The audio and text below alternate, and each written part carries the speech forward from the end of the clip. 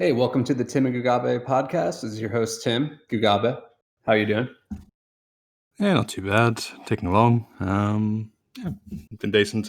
Break from the UFC. About to see the family, which is nice instead of having every Sunday taken by it. But yeah, it's staying a bit long between events. What's going on with COVID over there right now? Like, don't you guys have like some crazy restrictions or something? We're okay at the moment. We've got like state borders are fucked at the moment, but like day to day, it doesn't. No, it's my state's okay day to day, and that's the only thing that matters. I can still go to jiu-jitsu, and that's all I care about.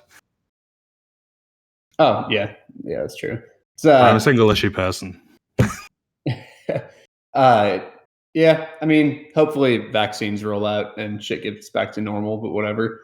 But as far as UFC goes, we have like 3 cards in a couple weeks, right? In the same week. Yeah, I think it's Sunday, Wednesday, Sunday, isn't it, for the Conor week? Yeah, that's what I think. Or Saturday for Americans. Yeah. But I don't know. Like, I think last year we did like an end of year type of thing, and I figure since we have a big break, we can kind of just talk some shit. And we just like went over some topics, and we'll do the same thing here. I don't know how much prep you put in. I put in a little bit, but you want to start the first topic with fight of the year? Fight or fighter? Let's do fight. Yeah, all good. Just one choice. One you said. And also, just for the listeners, we tried to like not do the most obvious ones. So like, I'm sure like Joanna Zhang would probably come up, and like I don't know if you're going to say that, but I think we were trying to go a little like hipster here because we're annoying. So yeah, be hipster. Go ahead, Gugabe. I'm trying to thank God. In terms of Emmett Burgos was good fun. Oh yeah, in terms of hipsterness, trying to think. And in terms of like just pure meme fest, like Quarantino Carlisle was good for just pure stupidity.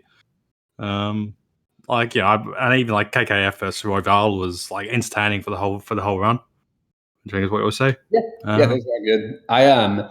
One that came to mind for me was, and I feel like it doesn't always get brought up, and it kind of maybe can be rolled into my KO of the year too. Dariush Close, just like that exchange was really fun. You know, that second round where they just started swinging. Yeah, it was like the last 40 seconds. Like I was there live for that. It was the undercard for Zhang Joanna. Yeah. And yeah, that was fucking chaos. But the thing is, the issue with that is like there's really just one exchange. Like, yeah, that's the thing. That's why I was having trouble. And like I understand why people don't put it fight of the year, but I feel like per capita, those 40 seconds were fucking insane. You know? So I just wanted to at least mention it type of thing. I just have one I'm just thinking of, which I haven't here mentioned much. Trinaldo versus Herbert was fucking fun during the run. I had a lot of money on Trinaldo, which probably exacerbated it, but that was a good swingy fight. That was a fun fight. How did the sequencing go? Wasn't it like competitive, and then Herbert started doing well round 2, and then Trinaldo just deaded him in round 3? Trinaldo won round 1, partly off grappling, kind of gassed a bit coming into round 2, got knocked down. Herbert took a body triangle, held it for like 2 minutes. That's right. Yep. Then Trinaldo was winning kind of the first minute of striking around, like marginally winning it. It was chaos. And then Trinaldo put that insane knockout on him. Yeah, that's a good one. That honestly, like that was as fun as like Joanna Zhang. I feel Joanna Zhang was great though. I'm not trying to downplay it, but I just feel like that was a really chaotic fight because Joanna Zhang. I feel like if Joanna's face didn't explode, people wouldn't have gone as nuts, you know, like about it. But it was still. I mean, it was still like definitely up there. And then I think Moreno Davison, especially the first 4 rounds, you got to mention that one as well. Yeah, I get it. I mean, it was fun. Some reason I didn't buy that deeply into that one. I'm trying to think what else was good. Stuff like sorry, blanking a bit. Even stuff like Teixeira versus Thiago Santos was fucking hilarious. yeah, that was fun for sure. Massive swings. Whenever like someone almost gets finished and then they end up coming back and winning, that always makes a fight really exciting, I feel. And that's why I feel like, you know, Trinaldo Herbert was fun because I do think Trinaldo did get hurt a little bit in there, right? I think that's why I like Dariush Close a lot because Dariush looked fucked after round 1 because he used a ton of energy with that standing body triangle. and then he was kind of getting cracked, and I thought he was going to get knocked out, and then he just deaded Close, which is kind of surprising because Close is pretty durable, wouldn't you say?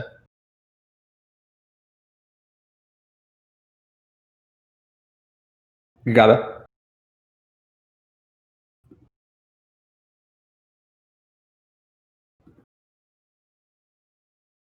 Gugabe, I can't hear you if you're there. So mic just dropped. My mic just dropped by the sounds of it. I'll go back to my old mic. Oh, you're right. Should be. Okay, yeah, you sound a little distant, but whatever. Yeah, Darius seems to just have insane power. Like, he doesn't hit particularly fast or anything, but he just has good timing. He just seems, when he hits people, they die. I don't know. Yeah, kinda weird. he does hit. He's kind of underrated as a hitter, I feel. Yeah. Yeah, but I think we covered like a lot of, the good ones, I feel. There we go. Oh, there you go. Sorry for the audio issues, guys. But yeah, I think we covered at least a lot of the good ones. But next one, KO of the year. I'll start on a few. Like I still think Dariush. I thought that was awesome just because of the sequencing of it, and I know that kind of goes with the fight of the year. The Buckley one is something you always have to mention, I feel. Ankalaev Kudalaba was another one that was just kind of nuts in the moment, I feel. What are your thoughts on a few? I was big on what you call it, Guitar versus Stevens. Oh yeah, yeah. Fucking clean elbow. It was a great fight. Like, I think it's more replicable. Nagano versus Rosenstrike was funny. yeah, that was like just launching yourself across the octagon, windmilling punches is. He's just like a big robot. Like he's like a semi truck. He just like runs at you and hopes you die, type of thing. Like, it's a top 3. It's probably a top 5 heavyweight fight, and one guy just completely abandons technique. That was fucking hilarious. Like, I was one of the people that like small Rosenstrike play. I was like, yeah, he's probably the better technical kickboxer and all that. I think I had like GTD half a unit and Rosenstrike half a unit. And it was just like, all right, the guy is going to do that, is he? Yeah. Also a recent one, Wyman versus Leavitt. That was certainly a moment. Oh yeah, that was kind of. I mean, it was some meme shit, but those like fluky slams. They're kind of just random, I feel. Yeah, it was still just as a moment that was pretty amazing. And also again, Trinaldo versus Herbert. Like, I just love Herbert's like delayed fall. That was up there. Like, I feel like that's I kind of forgot about that fight. I haven't really read a lot of like award shows or anything, so I don't know if that's mentioned, but I feel like that flies under the radar a little bit. That was a great fight. I think also the year just feels longer than usual. Like, it's probably a good part of it. Like, just looking at the list, there's a bunch of these ones that was just like, holy shit, that happened this year. Yeah. Holy shit, Dobson versus Casuaera happened this year. That's probably KO of the year. Did she end up when Casuaera just knocks her out in the first like 10 seconds? Yeah. Wait, what fight? Sorry. Dobson versus Priscilla Casuaera. Oh, Casuaera. Sorry, I was like, okay, yeah, that was a long time ago. Yeah, it was February of this year, right? For the 40-second Casuaera knockout. Yeah, that's a problem with doing these. I feel like pre-COVID just seems like 3 years ago. So it's like it's tough. But I'm trying to think of any other ones that we're maybe forgetting. Can you think of anything in Bellator that needs to be mentioned? It's probably some minus 2,000 teeing off on a homeless person, so it's like, who cares? Yeah. Those mismatches are so fucking funny. Like Scott Coker just, I feel like, makes so many mismatches. It's fucking hilarious. Yeah, like, I guess I get what he's doing from a branding point of view, but still, just come on, more actual fights, please. Yeah. Or you get stupid shit like what was that last sub by McKee subbing what's his name? Wrestler. Caldwell. Yeah, what the fuck was that? Stupidest fucking thing I've ever seen. I didn't like track or like play that fight or anything, but I was just like, what the fuck, you know? It was like a guard sub that is probably never been done before in like a main card of any major promotion. It was so stupid. And likely you won't see another one for like 10 years. And it's like, I think I had like half a unit on Caldwell kind of a thing, and like they immediately took him down. So I was like, all right, well, Caldwell clearly has a wrestling path to victory. But then that happened. Yeah. Yeah, for sure. So let's go over to let's do sub of the year. Do you have any in mind here? I can't think there's not that many which are like sort of like sexy, crazy, unusual subs I get remain, particularly in the UFC. Yeah. I like Dern versus Marcos a lot. That was just the Yeah. whole sequence was great. Trying to think what else. Johnson Moises, that happened this year. Where Moises just hits the ankle lock. Yeah, just because of kind of how the fight was going until that point. But yeah, I agree with that. Dern Marcos was kind of my top. I just thought that was a really cool sub.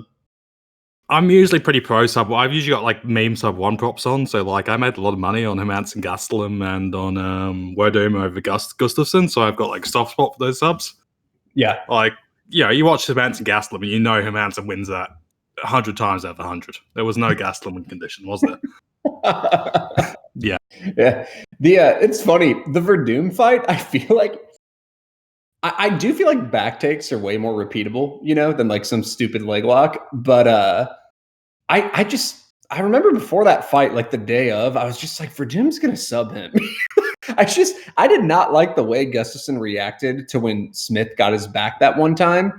And Verdum, even if he like loses fights, he always kind of gets weird positions because his takedowns are kind of goofy. They're like jujitsu scrambly type of thing.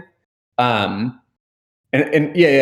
was a lot. I think a lot of late action did come on Verdum in that fight too. Yeah, and so Werdum is still probably the greatest heavyweight, the greatest grappler in heavyweight UFC history or heavyweight MMA history. He's a fucking good grappler. Yeah, from a jiu-jitsu point of view, easily. Yeah. I think who else is in pure grappling terms? His wrestling is underrated too, because I remember I started taping that fight and for Gustafsson, and Gustafsson has like statistically good takedown defense, but I was just like, I think Verdum's going to get him down. Like he's kind of got like weird little single legs and like he'll kind of pull guard and stuff in weird ways, and it's just hard to get away from him. Yeah, so I think I had like plus 1100 on the sub one. I was just like, Verdum's win condition is probably a sub one here, so yeah, for sure. Like if he didn't get sub one, he probably gassed and died, and you see how it going. Royval versus Casuaera France, that was a good sub. Like it was just a fairly standard guillotine, but the whole sequence, that was just a fucking great fight. Yeah, for sure. And because we were talking about just subs in general and just guillotines, I feel like was it just me, or was there like a spree in November where like 30 guillotines happened per card on like reasonably like evenly matched fights? I just felt like they kept happening. Yeah, I pulled the numbers a while ago, but like the rate for guard subs and guillotines this year just suddenly shot up again, which I'm guessing is maybe down to the mismatches or people just being idiots or small cage or something. Because like it was just this thing where in men's MMA the guard sub had like died for years. Guillotines, and then it came back for like a few. Like there were several unforced guard subs in men's UFC this year. You just don't see them much these days. I think guillotines you can get more often because I feel like arm bars and triangles, there's more time for people to kind of anticipate it, where like guillotines tend to be the first thing people go for when someone shoots in if they're hurt or something. So like a lot of club and subs I feel like come from guillotines or like a rear naked choke where you get someone who's hurt, you get their back. But like because I still feel like guard subs, like triangles and stuff, like you see them, but I do think they were more so guillotines. And I do think like we'll always kind of see that, like you always see some guillotines, I feel. But also, I'm just saying, but guillotines, like you've had club sub ones, but I pulled the numbers a while ago, and guillotines are up like 50% year on year, and guard subs are up like 300% year on year. Because you had like several, like in women's, you see the guard subs still, but in men's, you just did not see it for like a couple of years. Yeah. Like you had stuff like Anthony Smith against Evan Clark. I do think the cards were kind of lower quality in general because of COVID. I mean, look how many people, they look like LFA cards at times, So it could be that. I don't know. I'm just kind of speculating. Yeah, but like Anthony Smith and Devin Clark, like, Devin Clark's, he has his issues, but I wouldn't expect him to get guard subbed. Yeah. Like, he's a real UFC talent who's stuck around for a while. If you know what I mean. Yeah. No, I hear you. Like, if it was just guys like Martin massive, Day and shit who were getting guillotined, things like that, I kind of just feel like they're kind of whatever. Yeah, that's what I mean. It reminds me, start of the year, GDR versus Pena. That was the stupidest fucking fight I've ever seen. It was hilarious because if that guillotine didn't landed, like Pena probably would have rode out top position and won the fight. It's the stupidest fucking fight I've ever seen. I feel like Pena, had she just clinched up earlier in round one instead of like striking at times and like really chase a takedown, she could have maybe taken that fight. But that fight was so stupid, I feel. Or Green versus Vellante, that was a great sub. Yeah. Well, what was the what was the one that it was kind of funny because I felt bad for the people who bet the guy who ended up Mike Rodriguez Herman. Didn't Herman like sub him after like getting knocked out? Yeah, the Chimera. It was one of those fights where I kind of felt bad because obviously Rodriguez deserved to win, but I still like didn't think he was a great bet either. Like I'm not saying he was a terrible bet, but I just feel like volatility fights like that at a guy minus 250. I don't know. I just don't love that, especially at light heavyweight. But so I kind of laughed, but you had to kind of feel for people who played Rodriguez because he objectively should have won the fight. He literally knocked Herman out. Yeah, I agree with that. It's like it was probably minus 300 was probably about the right price. Yeah. So it's just like, he got jibbed on the finish, but like you also probably didn't have like betting wise, it probably wasn't a great bet. But in terms of like, it probably wasn't awful because he was beating the shit out of him, to be honest. but still, it's messy enough, right?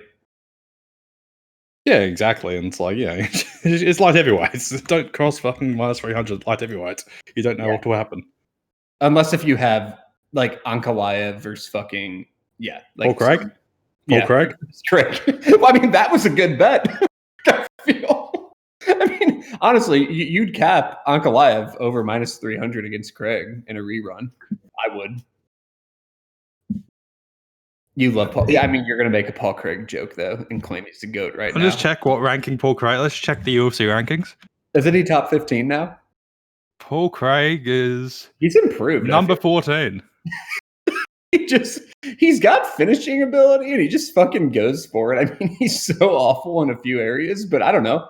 I feel like he's like tough, and I don't know, comes forward, and will put some strikes on you now. But I want Craig versus Krylov. That'd be good. Yeah. Well, Craig Smith would be incredible. Craig Anthony Smith is the fight that needs to happen. And if it happens, you and I will have a countdown every day talking about it for a week if that fight ever happens, because it would be the most anticipated fight on our podcast history. It's like a locked-in submission round 3. Like you just play the ult, so it ends by round 3 submission, and bang. Someone would get a submission, and then some like Herman Rodriguez thing would happen where like the ref doesn't catch a tap, and so the other guy like something stupid, and then all of a sudden like Paul Craig would win triangle like round 4. It would just be really dumb.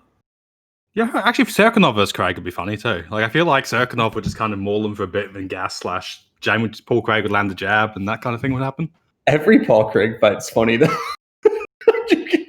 Like, name a fight right now, and there's no way it's boring. Paul Craig Vellante, that'd be hilarious, right?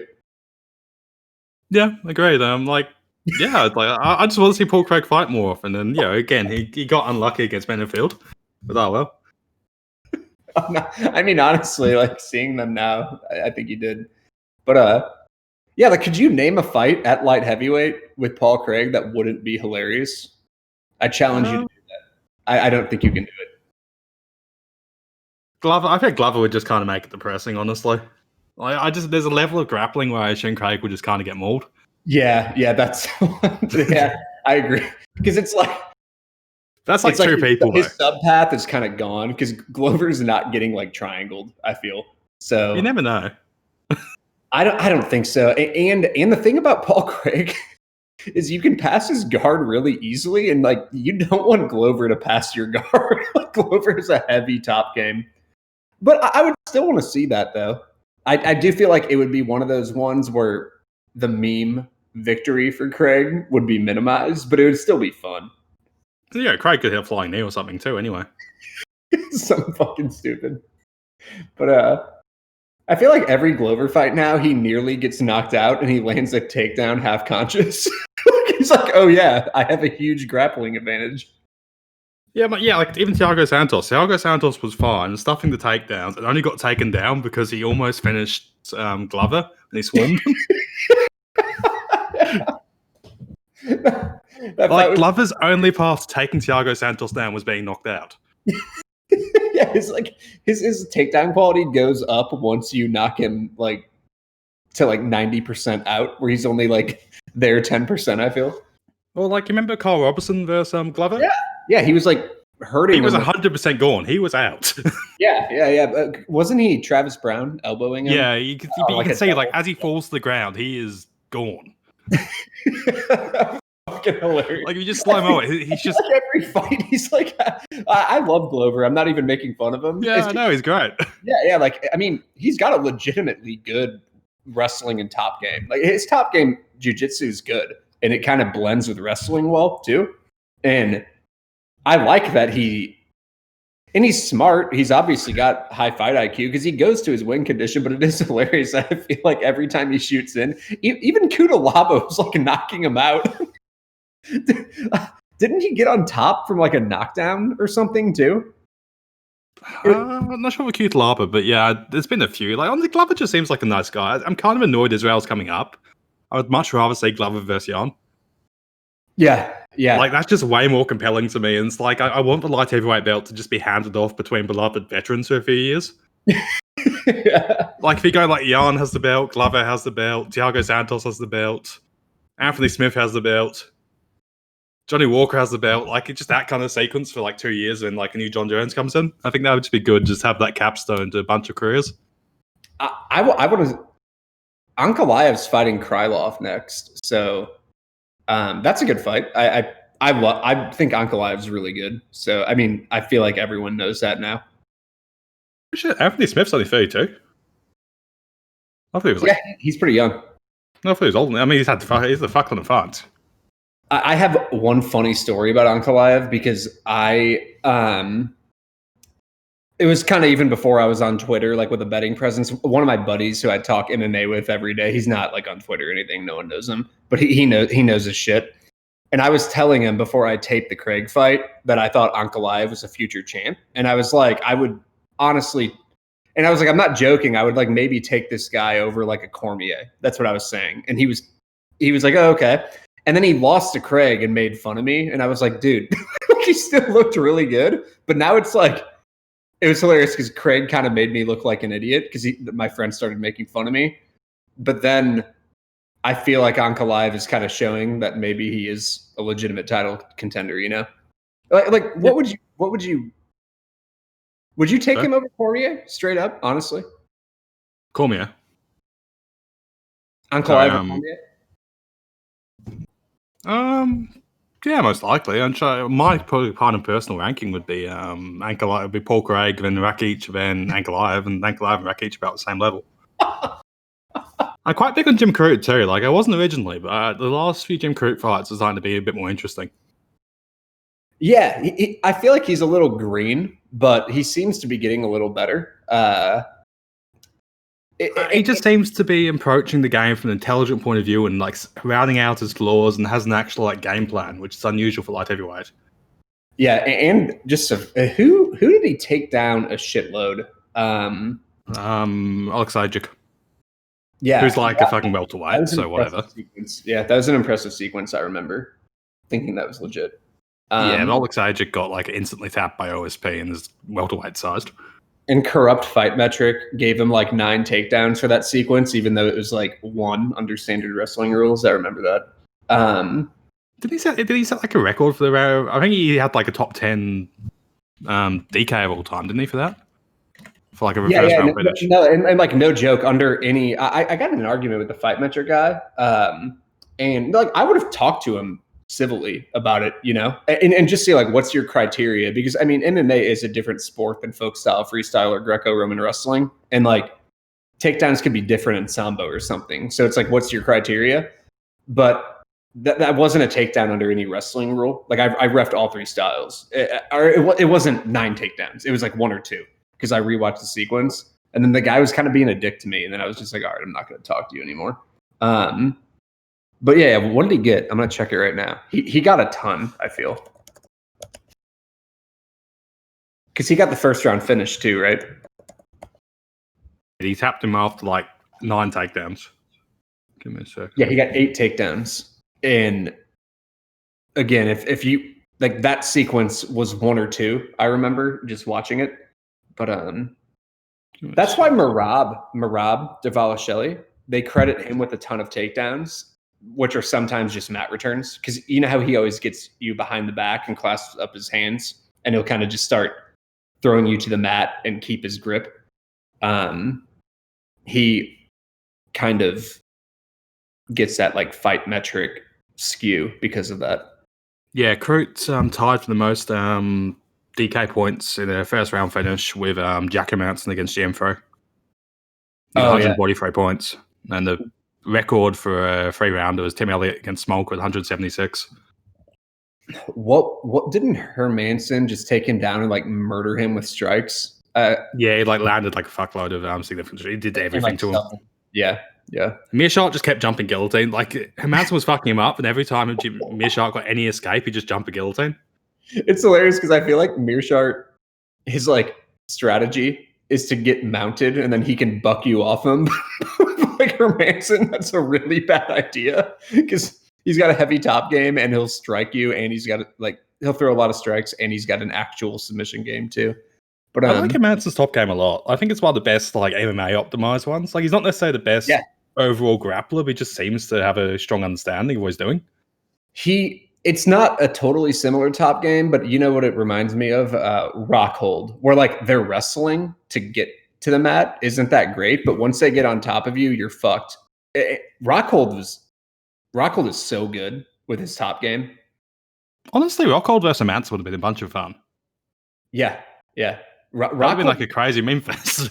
Rockhold was an amazing grappler, just on the mat in general. Because even like if you take him down, he's really hard to control, and it's really hard to pass his guard. He got a really good sub. Didn't he get like an inverted triangle or something on Tim Bosch back in like 2013? Probably. Let me look at that. Yeah, he did. It was a Chimera triangle thing, Jiggy. Yeah. Like he's really good. I've heard stories of him just like in the gym too. He's apparently like a really, really good grappler. Yeah, I think like he won like Blue Belt Worlds his first year, like second year of Jiu-Jitsu, and like there's I've read some stuff about him like grappling with actual proper like professional grapplers, and he just hangs with them. He's a freak athlete too, by all accounts. Yeah, for sure. He was really good in his prime. I mean, he's kind of older now. He's like 36. Is he fighting again? He hasn't fought since God knows. Yeah. Also, his game was weird because like he had like 5 things he was very, very, very good at. And he had like another 5 things which he was an F- at. Well, so like if you gave him his game, he would just fuck you up. But if you didn't give him, he also had like his areas, he'd just instantly die in. Yeah. He fucked Weidman up though. Like as far as once he got top, Weidman kind of that spin kick. Yeah, like credit to him once he got top control, but he got top control off a back take from a spin kick. I can agree with that. I do think he was landing like the harder shots, and I think he outlanded him at distance in the fight. But I do agree, like from a round perspective, it was pretty close. And then because Weidman kind of went nuts round 1 with just takedowns, and then I think Rockhold started kind of taking over, and then Weidman kind of started. Wasn't it like round 3 where he went for the spin kick and then he just got murdered and Herb Dean just didn't stop it even though he was dead? Yeah, it's been 5 years since I haven't rewatched it in a fucking while, but I remember I felt Weidman ran round 1. Rockhold kind of edged round 2 standing. I felt Weidman was probably winning the minute standing before he threw the spin kick. Then he threw the spin kick, got taken down, and just fucked up. Yeah, I mean, and that was an example of you don't want Rockhold to get on top of you, you know? because Rockhold destroyed him. But like, I feel like if you had like taken me 20 seconds before the spin kick and said, "Give me live odds," I would have said Weidman like -150. It was close. I think it was definitely close. I just felt Rockhold was lagging a bit more. Yeah. Again, it's been a while. It's just like I felt like one was slightly edging the minute standing, and again, how often does Rockhold get that takedown? Yeah. Well, yeah, I mean, you're right. So just kind of looking at the distance number, and this is kind of how I do remember the fight. So round 1 was all Weidman kind of on top and Matt returning. And then round 2, Rockhold outlanded him 26-14 at distance. So like he won that round on the cards too. And then Weidman was up on the distance striking numbers 20-12 in round 3. And then but the funny thing is he lost the total strikes in that round 83-23 because he got murdered. I mean, that was an awful non-stoppage by Herb Dean. Remember that? That was brutal. Yeah, it was fucking ridiculous. And then round 4, Weidman was so dead that he got taken down, which probably would have never happened because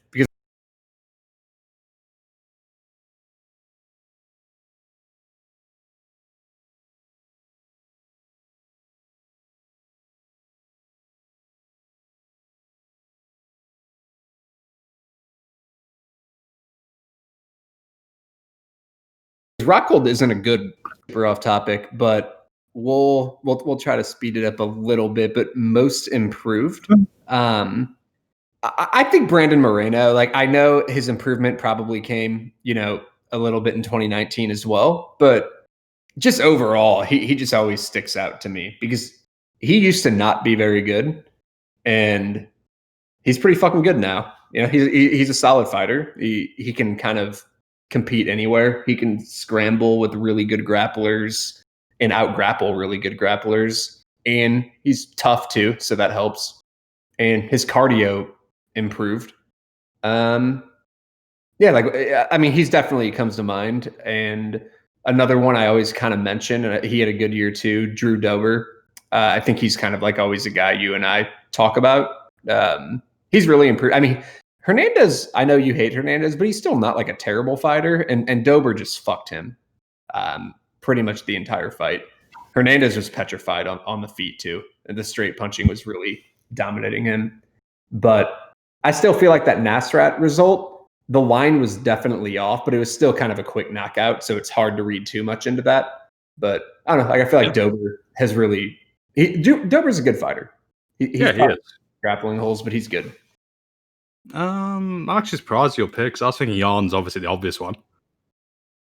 Who? Like he became light heavyweight champion at 38 after being almost cut. Oh, yeah. I mean, there's so many divisions and shit. And Magny's come back from nowhere.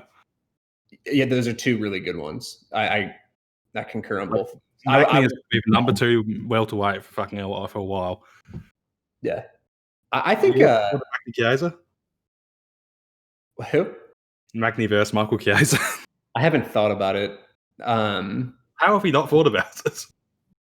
Well, I haven't looked. I mean, I haven't like taped the grappling, which I feel like you just have to tape Magny's defensive grappling to decide who's going to win. I just think it's going to be a shit show, even if you. Yeah, could be. Actually, Vittori's probably a decent one for it too. Agreed. Vittori. He's been getting good for a while, but like now it's kind of more obvious this year. I played him pretty heavy over Hermansson, and Hermansson looked good in that fight too, but Vittori kind of just had answers everywhere. I had another one. Fuck. I'm totally blanking. It'll come back to me. Any others you can think of? Charles Oliveira. Oh yeah, definitely.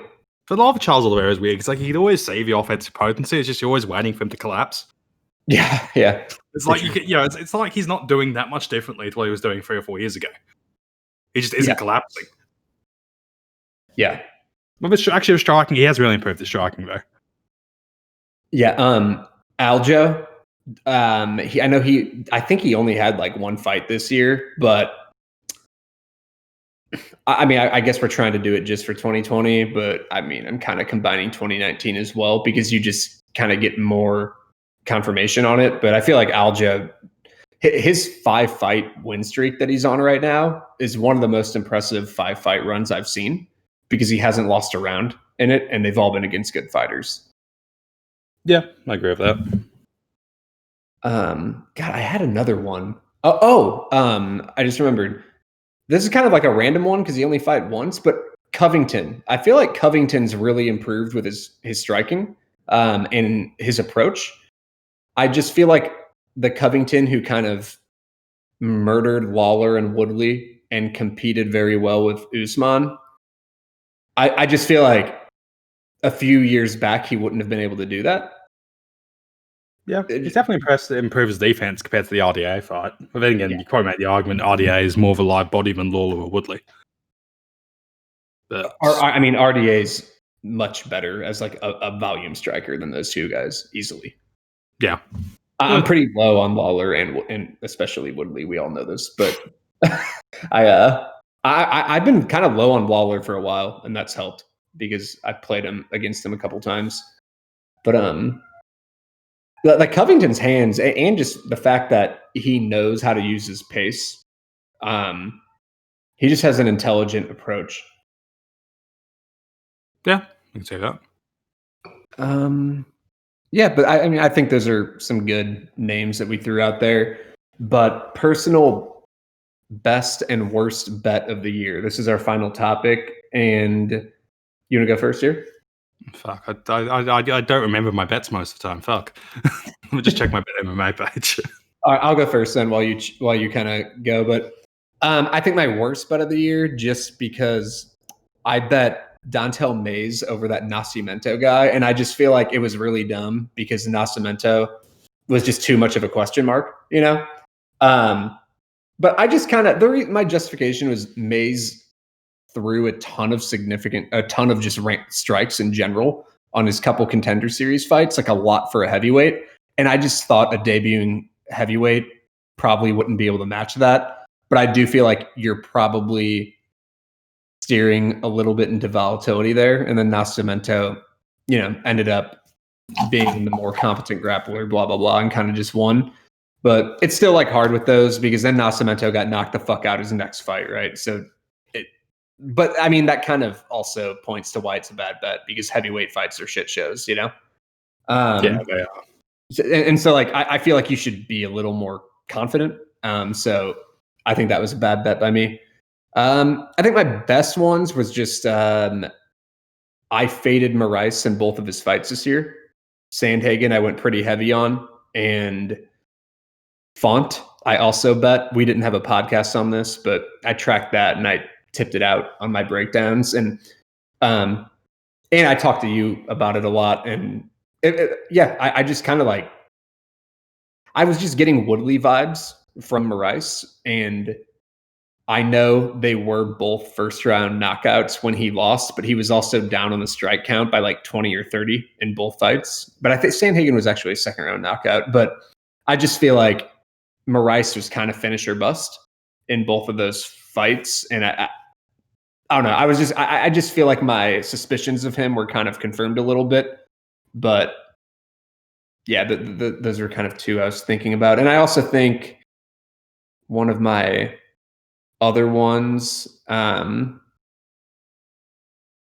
was Evloev over Grundy. I just feel like Grundy was going to really have nothing for him, and it kind of played out that way. And that was my biggest bet of the year, so it was good that hit. But what about you? So was that your worst bet of the year? Was Evloev over Grundy? Yeah, obviously. Grundy was easy money with that Darce that hits 90%. Grundy taps him more often than not. Or was no? I think it was an anaconda choke actually, but yeah, Grundy gets 90 submissions. I'm just looking through my stuff because usually my style means I don't tend to go too heavy on anything. Worst bets of the year, probably like the stuff which just like I felt fucking dumb afterwards. Like Juan Adams versus Justin Taff. We both made a biscuit on that one. That was this year. Yeah. I mean, I still think I'm getting heavyweight fights wrong. But I think what Dontel Mays was like, at least in Mays, like Adams had a minus 1,000 win path. Yeah. Like the Hoffa's grappling is truly fucking woeful. Yeah, I mean, it's on the tape. His grappling is god awful, and so if he just gets if he just looks really bad in grappling later, we'll be able to point to that. But I don't know. Who knows? It's still heavyweight though, and it's dumb. Still, the fucking rage of Adams completely reinventing his style to not be the optimal style, like to actually move further away from the optimal style, and to come out looking like Travis Brown was just. Yeah, he was doing like finesse striking and not just popping his jab going forward. Well, I could watch his regional fight. His regional fights, he got like a takedown in the first minutes of like every one of his early fights. Yeah, he would just shoot for a fucking single or double leg immediately. Yeah. I genuinely think if Juan Adams had actually shot for a fucking takedown, he makes Tarf look like a complete idiot. Like Tarf was getting mounted by just shit on the regionals. Really bad. There was actually like a fight that pretty much no one had access to except I think a small handful of us, and it was really bad. And but you never know. Like shit just happens in some of these heavyweight fights. But the week after, we both had Corey Anson versus Jan. I would play it again. I mean, that's just like philosophy. Like where I think it's early KO or bust, especially in a 5-rounder. Like Sandhagen, like if you look at Moraes, like Moraes could have landed a front or stupid switch kick and knocked out Sandhagen, but it wouldn't have changed my opinion. Like, I mean, he knocked out Aljamain Sterling, and I would put Aljamain Sterling winning that fight in hindsight at like 80 to 90%. So, yeah. Also, I made 25 units on Dobson over Wood, which I've gotten about. What's up? Dobson KO was plus 1100 against Nathaniel Wood. Dobson no scorecards was plus 155. Yeah, those are pretty good. It's long odds for again. I'm gonna go through your bet MMA and pick some of your good ones, but I just over my dumb ones are just heavyweight fights, or just when I feel like I don't have enough data and I should just stay away. But sometimes you just kind of play them. But I had Joanna over Jung like an idiot. I still think that's my best bets of the year. That was one of your best bets. She was like plus 200, and it was a split decision. Well, did it end up being a split? Is that what it was? Yes, it did end up being a split. And the fucking scoring is bizarre. There is not one unanimous round in that fight. Round 3. For round 3, Joanna was the only unanimous. Yeah. Yeah, because like the only Joanna card gave her round 3, round 4, round 5, and there were two Jung cards both gave Joanna one of round 1 and 2. So it was like if that had been open scored, Joanna would probably have been like minus 400 going into round 5. Your Yoder Granger was a really good pick, and I'm not just saying that in hindsight because I agreed with that. I think you and I talked about that. That was a really good pick. Strickland over Allen in hindsight ended up being really good, but also Allen just didn't even go for a dip. He just ran at him and got fucking annihilated with straight punches. That fight was fucking hilarious, I feel. Oh no! I just looking value. Just the way I tend to play means I haven't got that many like confident favorite picks I get wiped on just because I just don't.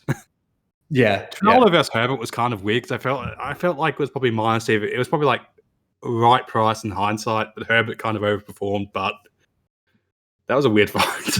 Yeah, you just being on the Arlovsky train has always been like you played him over Bozer, and I agreed with that before the fight. I did not play Arlovsky, but I was saying dog or pass there. But you've always kind of, put your money where your mouth was with Arlovsky, and you've always been playing him. So I feel like that has been a good play. It's a coin flip it's a plus 200 coin flip. Well, what do you want?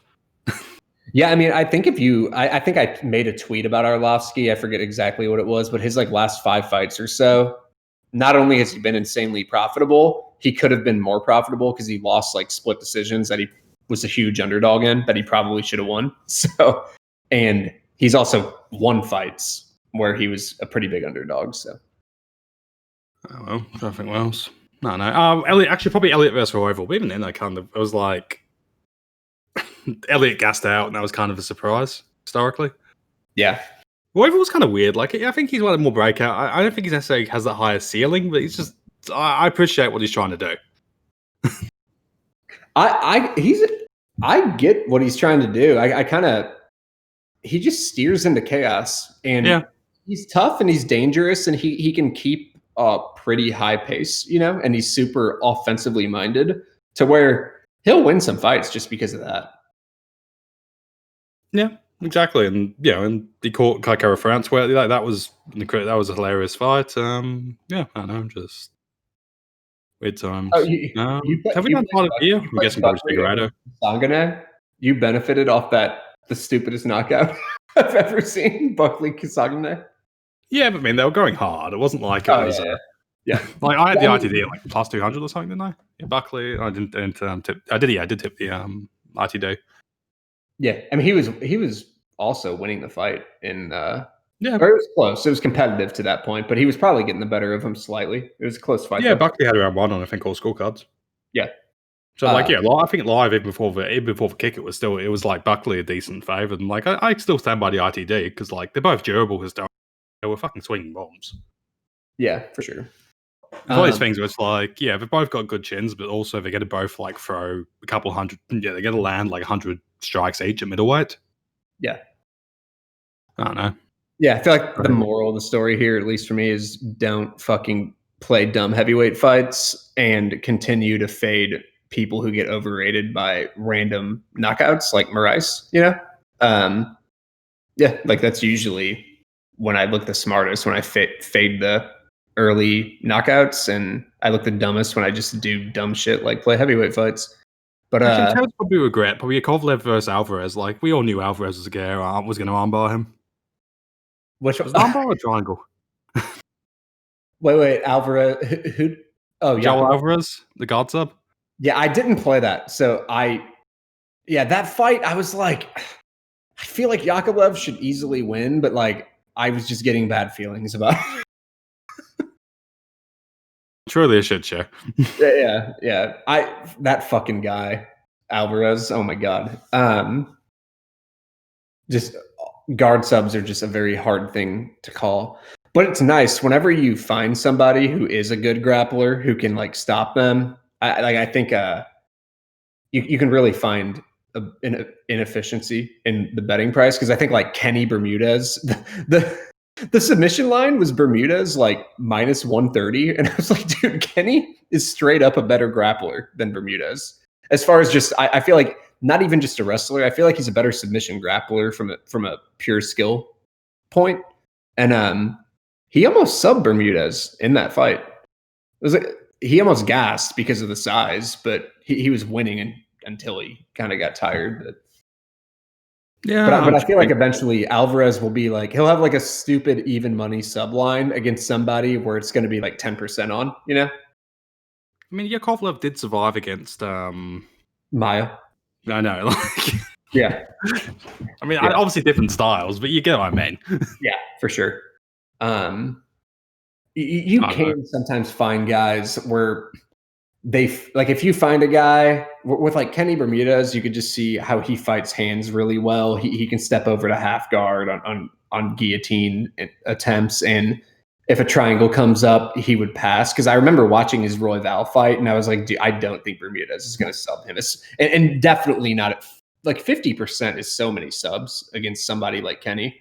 It's just really hard to get a sub against really polished grapplers, it's just not a 50% outcome. But I do feel like we'll find somebody who gets paired up against Alvarez where they do these things, and there will be like an inefficiency in the betting line, like something like Jim Miller or something. Honestly, yeah, I could see something like that. Miller would find a way to get like club and sub though. Probably. Yeah, but I feel like you'd be able to find someone at some point. But all right, man. I think that's pretty much everything. But we'll do podcasts for the upcoming cards. I also think, I think we're gonna get Brett Appley for the McGregor card. and we'll kind of do like we'll just do a little panel for that one. So, but yeah, I'll talk to you in about a week or so. We'll do one. Is that cool? Yeah, works for me. Yeah, nice to have the DFS peasants in amongst us. Yeah, for sure. That's not my field. Do you do a little daily fantasy? I don't do it. Occasionally take a swing, but more or less just I don't know. It's not something I've ever focused too much on. I feel like the issue of MMA DFS is kind of a lottery ticket thing. Exactly. I'm sure you could get like a plus EV approach, but I feel like of MMA, the score is so all or nothing. Yeah. Like in NFL, it's kind of like it's not like one receiver going off means the other receiver has 0 points. On MMA, it just kind of does. It's just like I mean, you could like Brett's really good, and he's really smart, and like I'm sure like someone like that can get a plus CV approach, like you said, like by just but like I totally see what you're saying about the lottery ticket, because it's like, how the fuck can you call the Casuaera round 1 knockout against Dobson? Like something stupid like that, where that just will destroy so many lineups, where whoever won all the money because of that fight, they wouldn't have won anything if that outcome, which is probably dumb, and probably lower percentage, wouldn't have happened. Or even like a Marcos sub on Angela Hill in round 1. like something like that. I just feel like there's enough random shit. There's going to be like 1 or 2 random stupid outcomes that are so unpredictable every card. So it's just going to be weird. But I mean, the ones that are more obvious, you can construct your lineups with for sure. But I don't know enough about it, honestly. And I'm sure there's a lot of like game theory going on in that. I mean, there just has to be. My feel is also a game for him, but my feel is like you can get a DFS edge picking on the GPPs, and it's like, but the issue is your edges means you've got a plus. You've got plus 200,000 parlay, which should be plus 130,000. Yeah. So it's like, you've got an edge, but like, how long is it going to take to realize that edge, and how often can you actually action that edge, and like, how often do you get paid a year? Like, I know guys who are professional golf outright bettors. Yeah. And like, they'll have 3 or 4 wins a year on some of these outsider things, and like the bleeding money, like they can have like a year and a half of just bleeding money. Yeah. And, like the plus EV, it's not what they're doing, but still just it's like if you're playing that big a white underdog for a living and you don't have the sample size, it's gonna be dry periods. Yeah, and so like just on that, that's a reason why I don't like always playing big underdogs. And I mean, because you and I, it's funny, like it's weird because you and I agree on like a lot of fights in general. Like we usually like we'll disagree on some things here and there, but like I feel like generally we'll agree on like 70-80% of shit. But from betting philosophies, we're very different. Like you kind of gear for the underdog, and I'll pick one. Like I'll pick a Font, a Sanchez, or whatever whenever I'm like confident.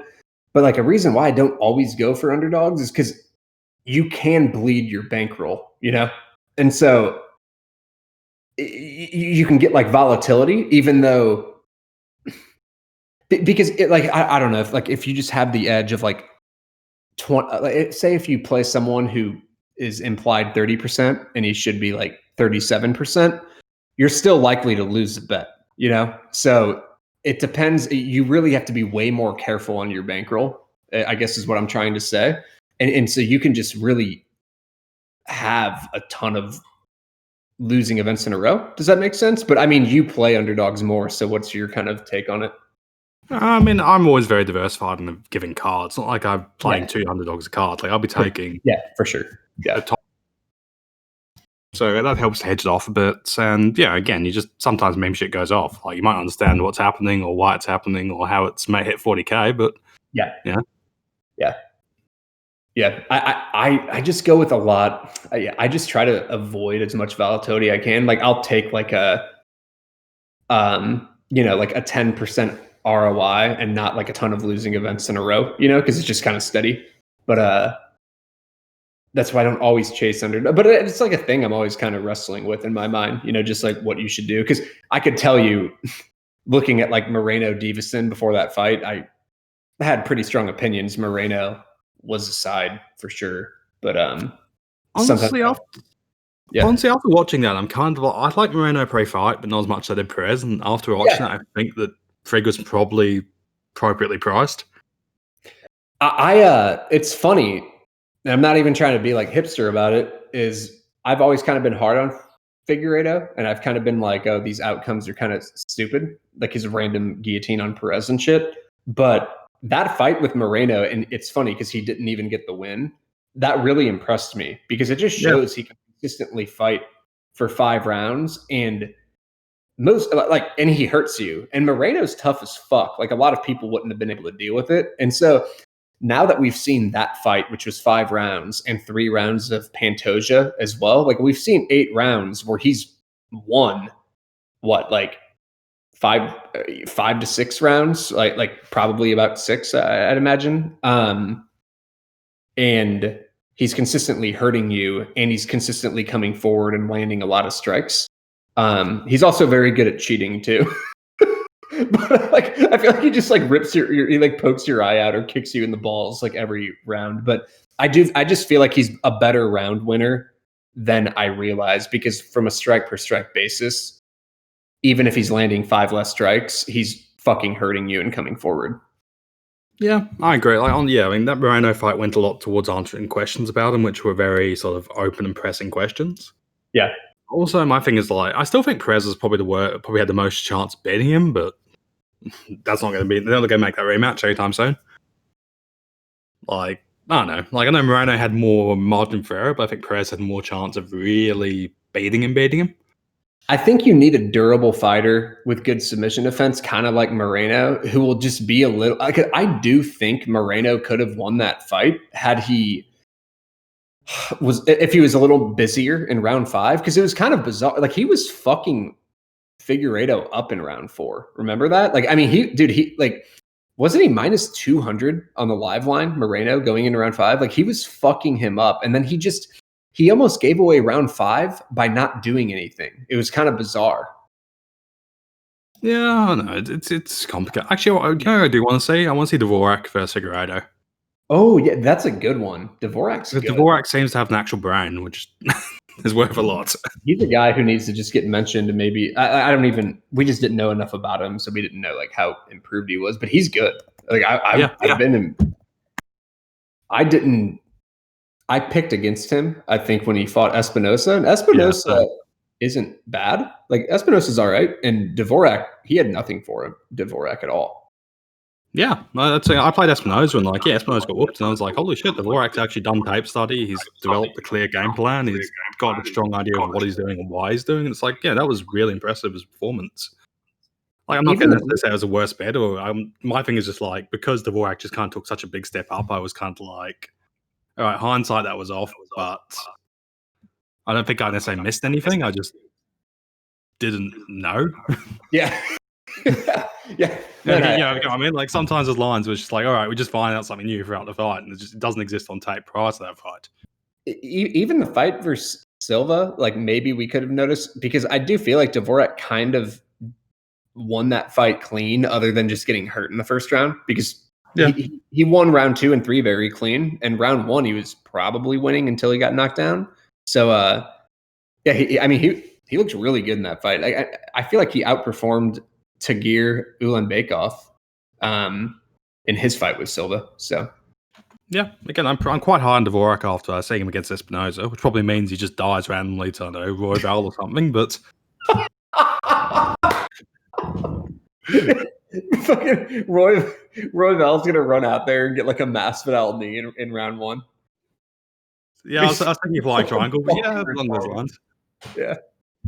But I'm sure that's going to happen. But after saying, I think honestly, Dvorak might actually have something for Figueiredo more than most of the top 5 or top 10-ish.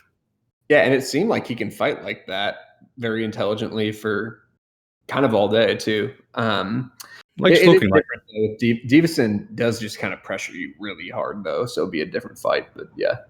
Yeah, but leg kick. I also like the leg kicking was also like, I think immediately seeing leg kicking is good against Figueiredo. Just looking at the top 10, I'm just like, well, Moreno, I don't think he can. I think Moreno's my plus 200-ish. Joe B, not getting another shot. Askarov, I think I would like to see what Askarov can do from a grappling perspective, because I do think he's a very good grappler, and I do think, like I talked about in my breakdowns, I think I mentioned in the podcast where I thought Moreno would out grapple Davison. He kind of did in ways like positionally.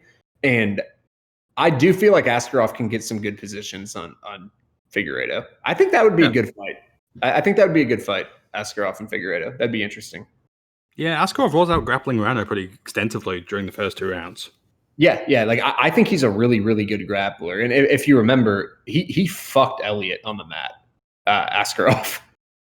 Also, the main issue I had with Askarov getting dropped like twice by Moreno and gassing horribly, so I was just like, I just don't think he's durable enough. Yeah. Like, that's just my immediate thing of Askarov. Perez, Pantoja seems fucked. Royval Figueiredo would be funny. Bontorin. Yeah, that would be funny. I mean, yeah, Royval will throw leg kicks and Royval will probably force a finish very quickly. And I think that's probably a path to victory. Yeah, it's weird. It's tough because I always think someone can round win against Figueiredo, but then he still won rounds against Pantoja and Moreno. So it's like it's tough, you know. But it's annoying. Then he drops rounds to Formiga, who I'm not as high on as other people, and then Jared Brooks as well. So it's like I don't fucking know. Well, he pretty much dropped round 1 to Tim Elliott for no reason. Well, for the guilty. Guilty. I just stay very far away from his fights. I don't fucking bet any of them, and I feel like that has been the right call. Just fucking stay very, very far away. Yeah, or just bet the opposite of what you're thinking. Because like whatever is logical, like that makes sense before the fight, that's not going to happen. Yeah. I think. Yeah, otherwise, any sort of hot takes next year? Any championship projections which are crazy? Nothing. I was looking at the championship, the champion odds. I don't want to tie up money for like a year in those though. But like I'd much rather just like put it in the stock market or something. But I think I do think I think Gane was plus 600, and I think that's a decent play because I feel like he's probably 1 or 2 fights away from a title shot. And I mean, the schedule might not match up, but it's plus 600. I like Usman at like his even money line personally because I think he's going to wipe Burns out, and then he probably will only have 1 fight if he even has one. So I feel like that one. What were some other ones that I liked? I feel like playing Israel 185 and 205 is a good idea because one of them was plus money and one of them was like minus money. And the reason is if I probably think he'll beat Jan. So, and even if he doesn't, I feel like if he does, he probably won't have to defend one of those belts for the rest of the year, right? Yeah, most likely. So it's like a hedge. It's almost like you see what I'm saying, and just like the double dip chance because he may only have 1 more fight is also very much in play. So I kind of liked that. But that's kind of just like random things that I saw. Were there any big plus money you liked besides Gane? Can't remember the championship future odds particularly. I'm just trying to think in terms of like hot takes. Okay.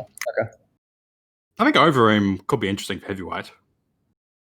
I'm gonna go. My issue with Gane is just in the Ngannou thing. Like because Gane and Ngannou are like best buddies, it's like the UFC is going to try and get Miocic to the title. And then try and get Ngannou the next title shot. So it's kind of like Miocic's not fighting much, so you probably have like they won't do Ngannou versus Miocic till like fucking April or May or even later.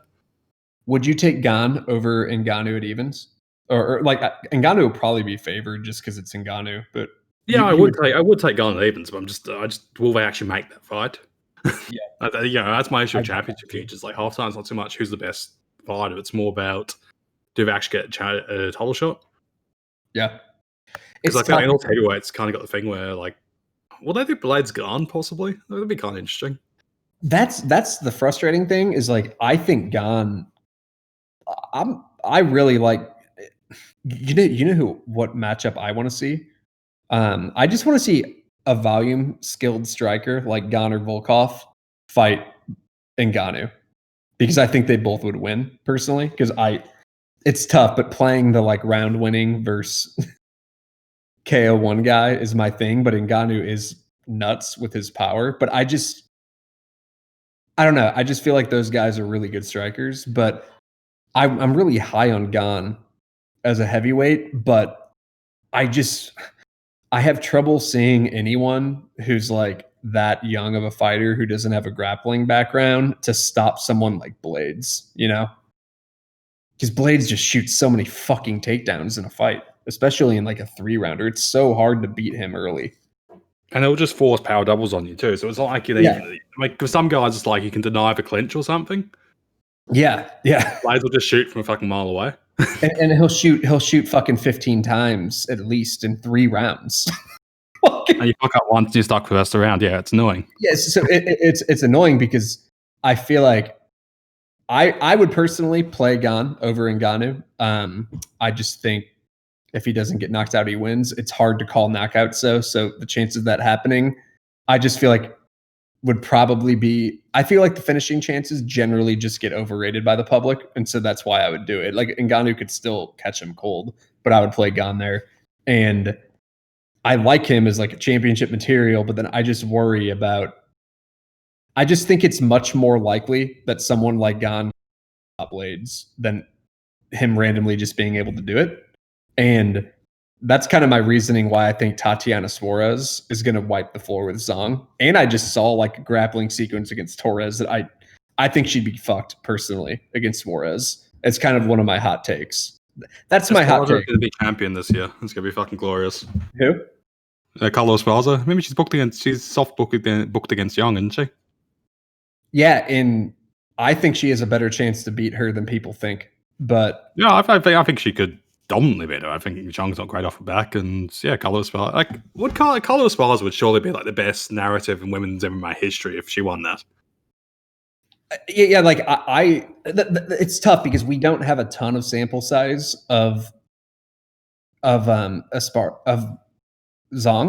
But the thing I saw against Torres and like another thing was we didn't really get to see it in the context of them going to the mat. But remember how easily Joanna was just popping double unders on her and shit? Like anytime Zhang would kind of try to clinch up when shit was getting wild, Joanna would just turn her in the clinch really easy and stuff. Joanna's an incredible defensive grappler though. But I don't trust these fighters, especially from Asia, being able to stop below the waist takedowns. I just don't do it. And Esparza is going to shoot what in a 5-round fight, 15 shots. It's like, I mean, in Grasso, like she kept taking Grasso down, but Grasso actually has get ups where I don't think I worry if Zhang doesn't. You know, like I could see her just trying to go for triangles, and I don't think that shit will work on Esparza, but. It's tough because I feel like I don't have a big enough sample size of Zhang, but I feel like that line will be off. There's no way you can play minus 400 on Zhang against a 10 to 15 attempt takedown girl, right? Yeah, 100%. Like, yeah, Esparza I'll probably have a medium size play in Esparza just because I know the line's gonna be absolutely fucking crazy. Just wait until the China money comes in because if she's minus 400 now, she'll be minus 650 by fight time.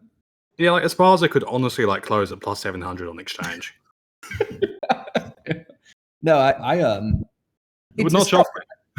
It's weird though, because if Zhang randomly has, I mean, we didn't know she had that. She'd be able to have that type of cardio or like volume technical striking over 5 rounds with Joanna. So if she does answer the question and randomly have really good defensive grappling, it's like she could totally fuck Esparza too.